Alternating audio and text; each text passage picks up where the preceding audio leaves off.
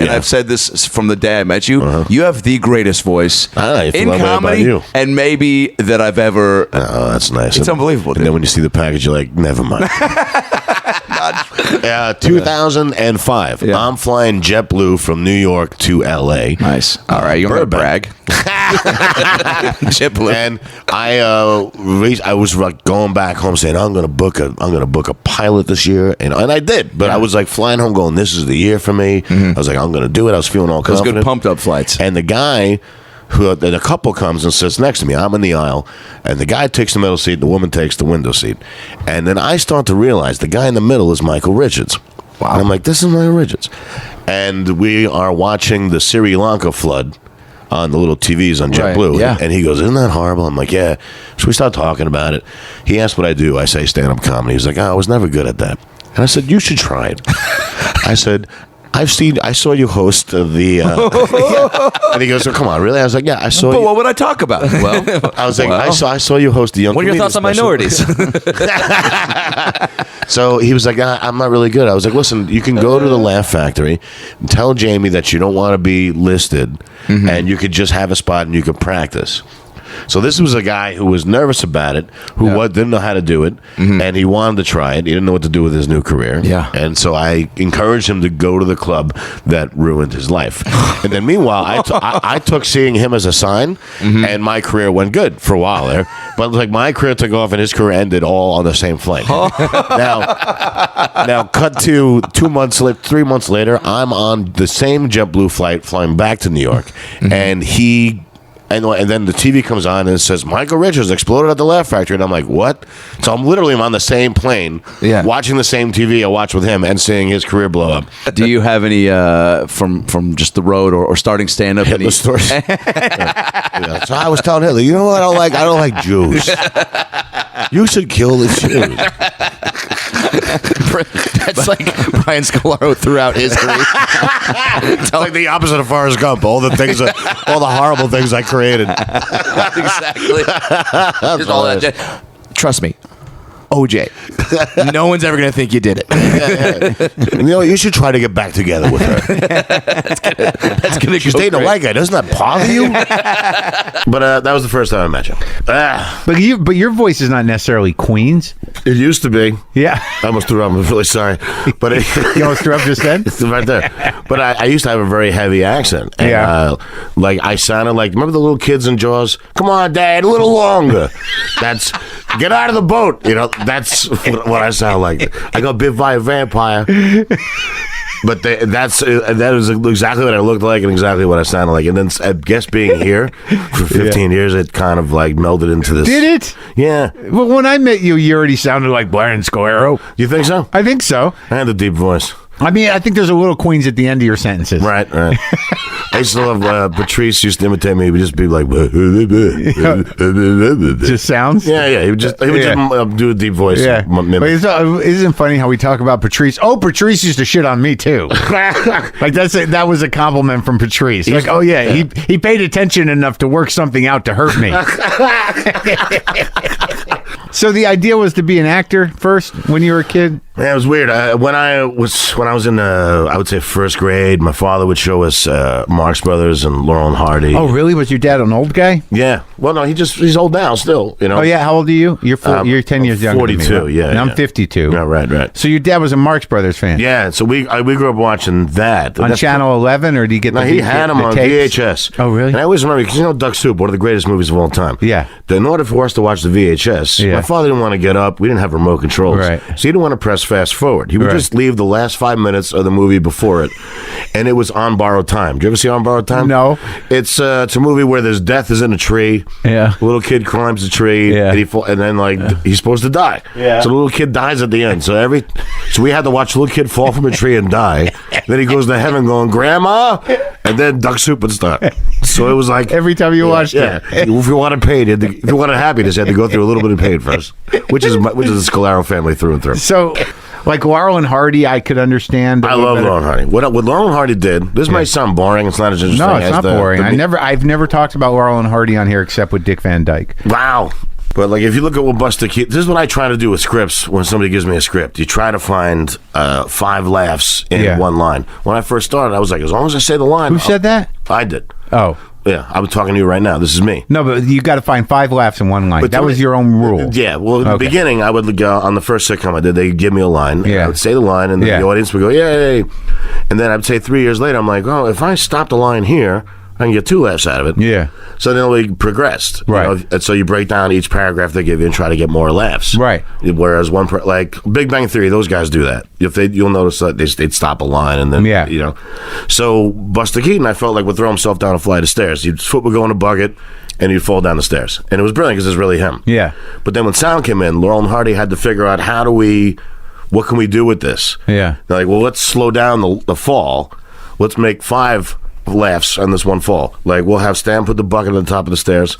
Ollie is walking, doesn't see the bucket, almost puts his foot in it. Yeah. So that's a laugh. Yeah. He does it again. Yeah. Second laugh. Then he finally puts his foot in it. Yeah. Then he falls down the stairs. That's 3 laughs. Yeah. And then there's this whole 30-second sequence where he's just staring at Stan Laurel, like, and Stan Laurel just trying to kind of hiding behind a pole. The weird, awkward pause, the awkward beat that goes on forever between the two of them. So they got 5 laughs. So when did you get the job working with mentally retarded people?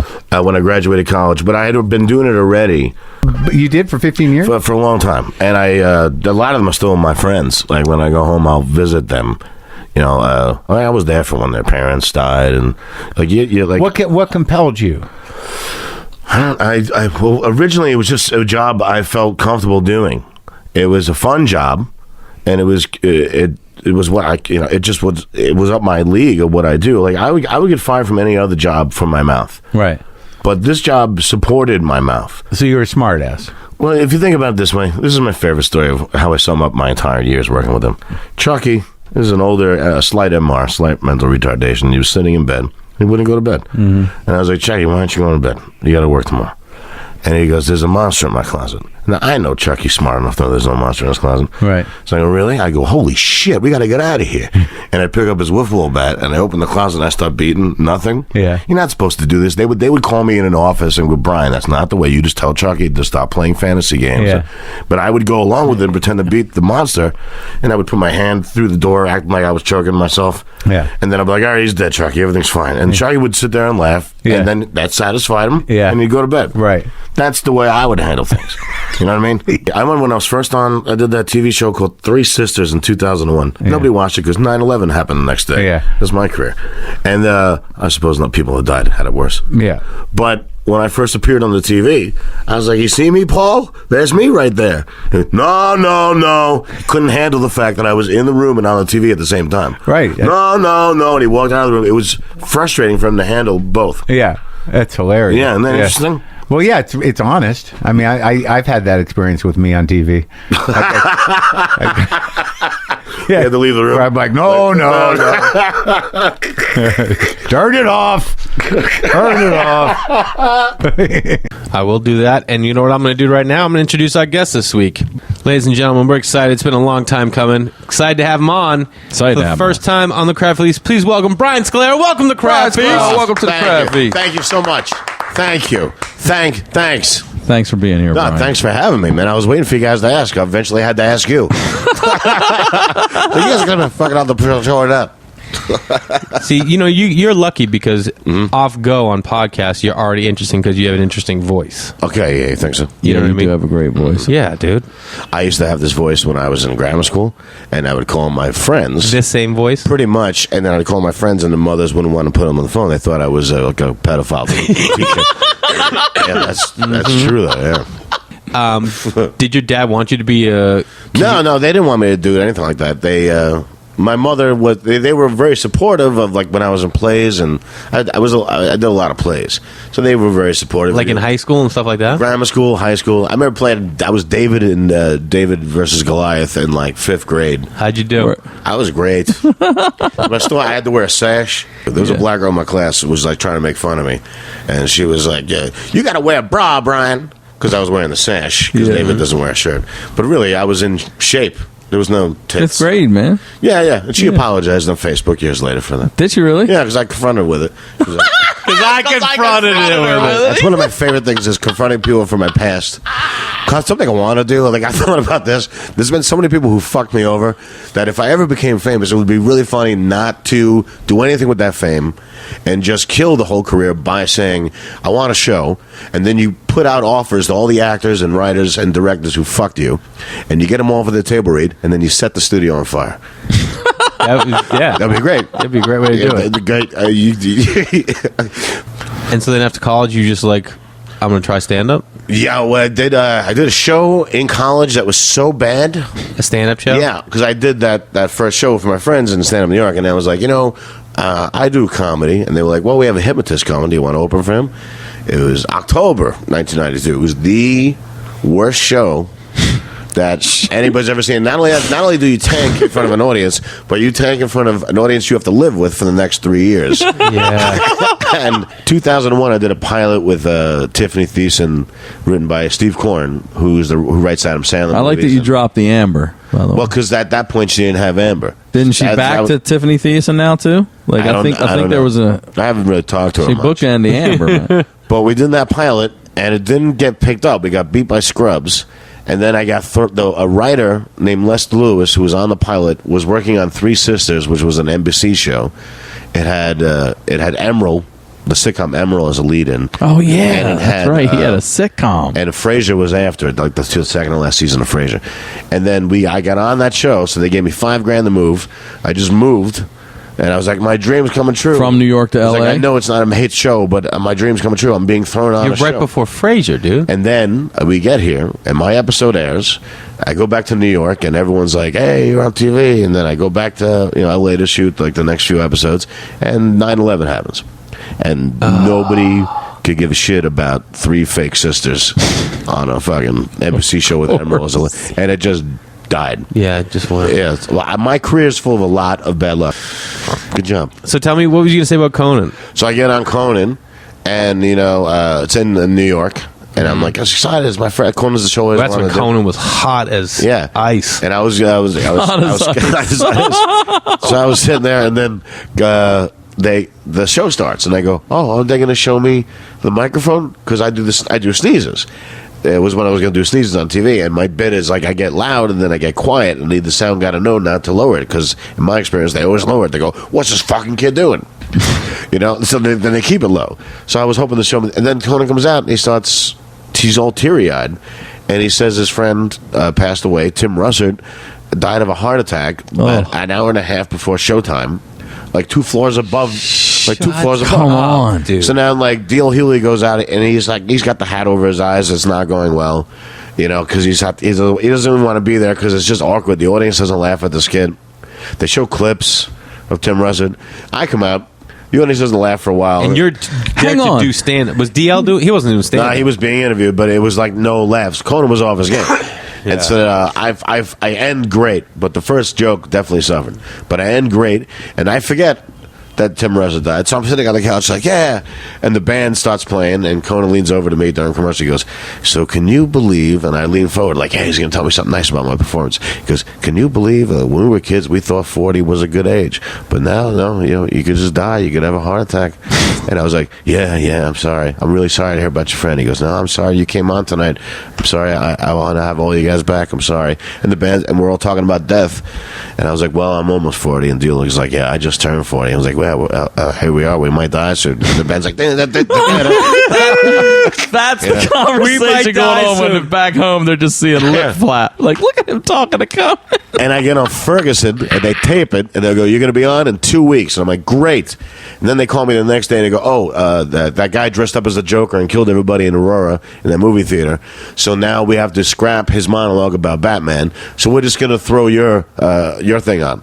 And it's like, it's already 10 o'clock at night in New York. Like, nobody's going to see it. I open up with material about death. They're like, oh, yeah, we cut it. I was we cut it. And I was like, she's just going to air my performance now with me not promoting it at all. Like, it's every time I get on TV, there's a major either like death or like or like that's, and then I get on TV with Pam Anderson and nobody gives a shit. So why did So like Pam Anderson doing when comedy. everyone stopped caring about it, she got Hep Yeah, C. it's like the writer was the same writer for Modern Family. He's Emmy Award winning. We get on TV with Pam Anderson, and nobody could care because they're like, Pam Anderson doing comedy. We're not watching that. It's like, no, it's good. It's the guy who's going to write Modern Family. How do you say that? Right. Yeah. how do you go back in time? Did you get in trouble a lot as a kid? I mean, after fifth grade, was it were you hard to handle? Tell us about I played a lot of tricks. I was big on that. Like what? What would you say some of your shining moments were? High school, I remember I showed up for Earth and Space class. There was it's a big desk, and it was a funny. Wait, it was a big desk with the Earth and Space. Yeah, because it was that's everything, man. So yeah, pretty much Earth and Space and English and math. It was a big stone desk when you couldn't see the inlet for the teacher's legs. He only had a little space for his legs on the other side, so you couldn't see his legs as the class.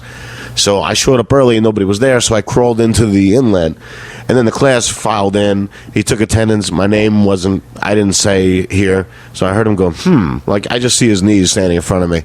I'm waiting for my moment. So he starts to teach, turns around writing on chalkboard, and I just reached up on the desk and grabbed his notebook and just took it away. And you hear the class go, what the fuck? What's that? And he can't find his notebook, and he's looking for it. And then he turns around again. I steal something else. I just kept taking things off his desk. Until finally somebody must have ratted me out. So he sat in the chair and just started kicking me. And then I came out and I got a round of applause. I always remember that. I got a round of applause. And then I sat in my chair, and then some guy I never spoke to said, why do you always got to do shit like that? Why do you always got to do that? And I remember I had no response for him. I was like, yeah, why do I do those things? And I just was like, I don't know. And then we just went on with the class.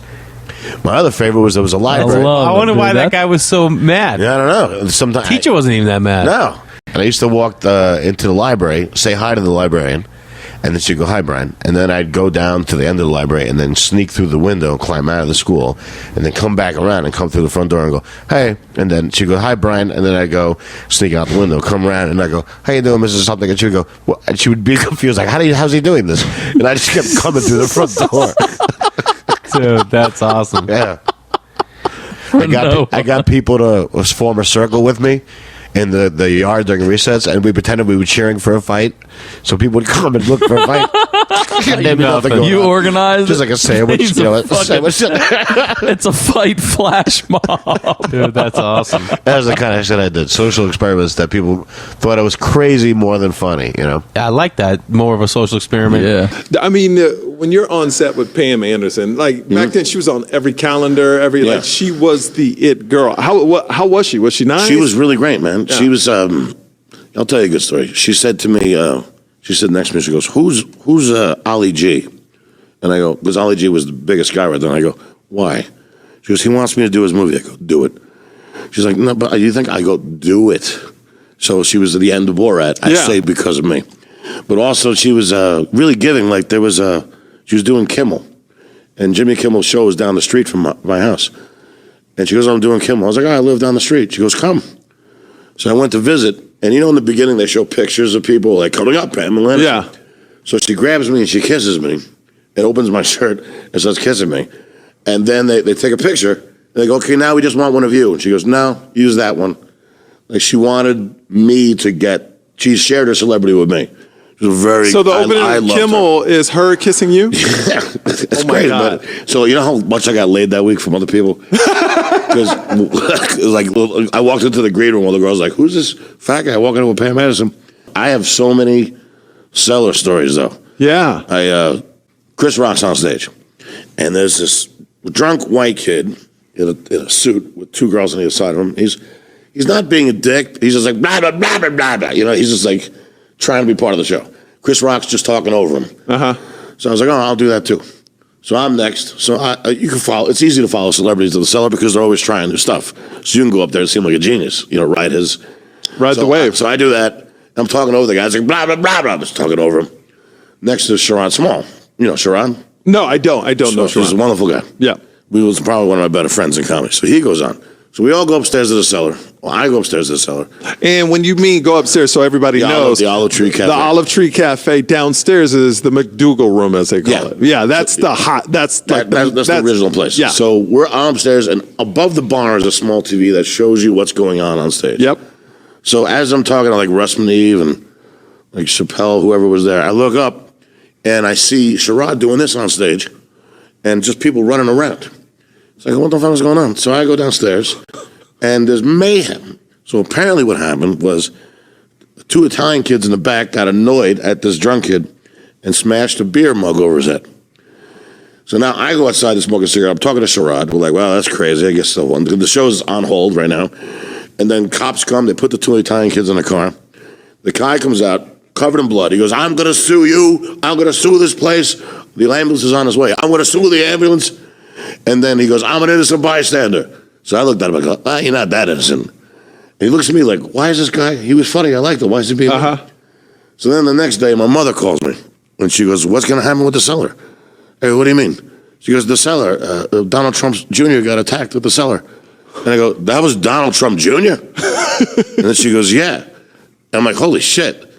So I never forgot this. I went to the Cellar the next day, and Manny, the owner of the Cellar, who I loved, is sitting there with Chappelle, Patrice, and Nick DiPaolo, and Colin Quinn, and he's laughing. He's got the New York Post, and the cover is, Trump's going to sue the Cellar. You know, Chris Rock being called in as a witness, you know? I swear to God, and he's laughing. And I go, Manny, aren't you concerned? He goes, you can't buy publicity like this. No, you can't. And I realized Donald Trump he's promoting himself too. It was all just promotion. I want to talk a little bit more about the acting and people, some awesome people that you've worked with, like Christopher Lloyd. Christopher Lloyd was a thrill. That was a fucking thrill. And he would tell me about all the episodes. He told me about One Flew Over the Cuckoo's Nest. Wow. And then the very last shot of One Flew Over the Cuckoo's Nest is Big Chief Bromden running away and the sun is going down. And as a kid, I was like, that shot's so dark. I know nothing about movies. But yet as a kid, I go, why is it so dark? You can't even see Chief Bromden running away. All you see is a jacket in the distance. And as a kid, it bothered me. And I knew nothing about lighting or movies. Sure. So I'm talking to him, and he goes, Big Chief Bromden was an alcoholic. And I go, oh, you know, he's American Indian. And he goes, yeah, and they couldn't wake him up. So the last shot, I remember they couldn't get him up. They couldn't get him up, and the sun was going down. I go, is that why it's dark? And he goes, yeah, you noticed that? I go, it's been bothering me for 20 fucking years. Wow. And you find out closure, you know what I mean? My favorite moment is like, we became friends. He started dating a girl, and I started dating a girl at the same time. So we actually went on a double date. You and Doc Brown? Yeah, it's really weird. And to walk into a fucking restaurant with Doc Brown, everybody's like, is that Christopher Lloyd? And who's that fat guy with him? He must, you know.